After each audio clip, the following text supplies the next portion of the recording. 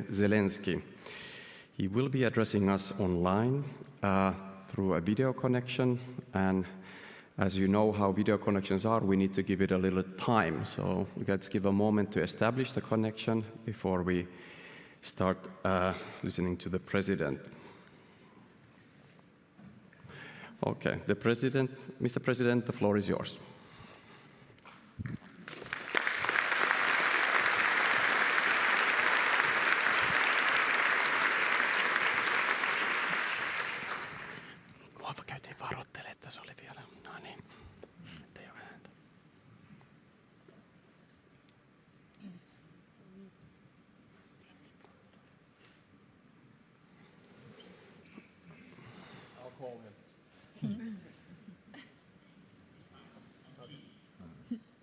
Hundreds of Shahid drones and also missiles. Our air defense shot down many of them, but not all, unfortunately. Once again, a Russian missile hit a residential building. A whole section of the building was turned into rubble and dust, just like the lives of the people who lived there. Across Kiev, dozens of people were injured in today's attack. There are fatalities, and sadly, the number of deaths is still rising. 2 days ago, Russia launched another cynical strike, this time on a prison in the Zaporizhzhia region. They used their dropped bombs. They knew exactly it was a civilian.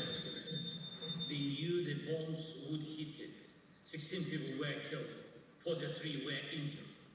Russia keeps launching such attacks even when the whole world is calling on it to stop the war.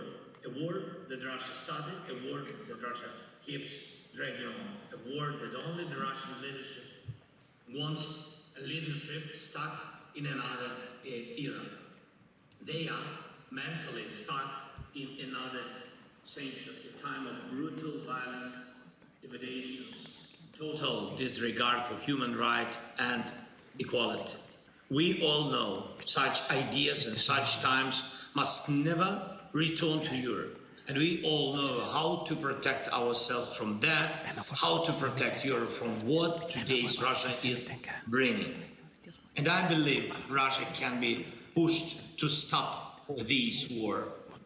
It started it, and it can be made to end it. But if the world doesn't aim to change the regime in Russia, that means even after the war ends, Moscow will still try to destabilize neighboring countries. It will keep spending huge amounts of money, resources, maybe even lives to do so. One of Putin's main ideas, now it's mainstream in Russia, is that Russia has no borders, and its borders are wherever it wants them to be. This is a total rejection of the post-World War II world. And this is the foundation of the current regime in Russia. And we in Europe will have to protect ourselves from this in the long term, and we will protect ourselves. And yes, Russia has seized a vast amount of land, not just recently, but over centuries of imperial expansion and aggression. But its real potential is far smaller than Europe's. Russia's technologies are worse.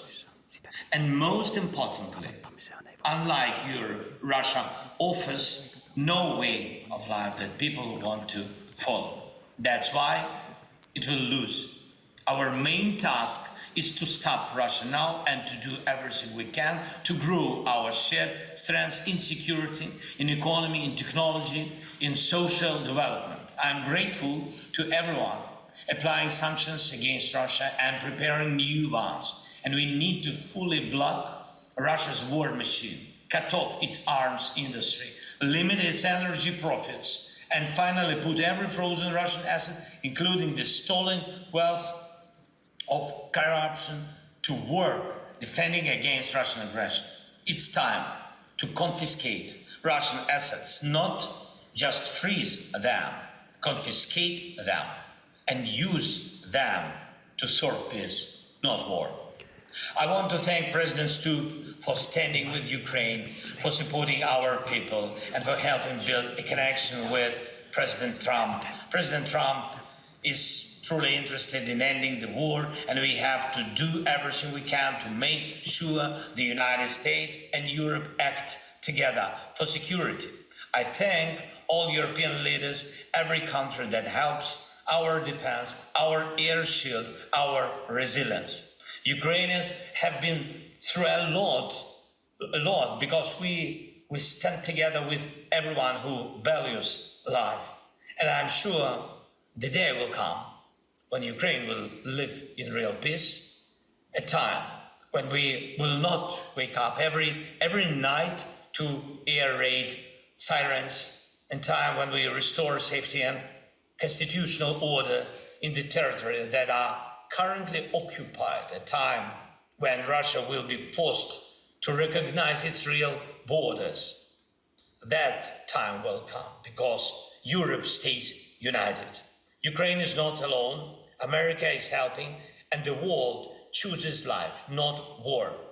If we look back at the choice made in Helsinki 50 years ago, it was also a choice for life, not war.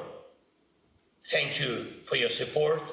Please keep putting pressure on Russia for the sake of peace and invest in your own security.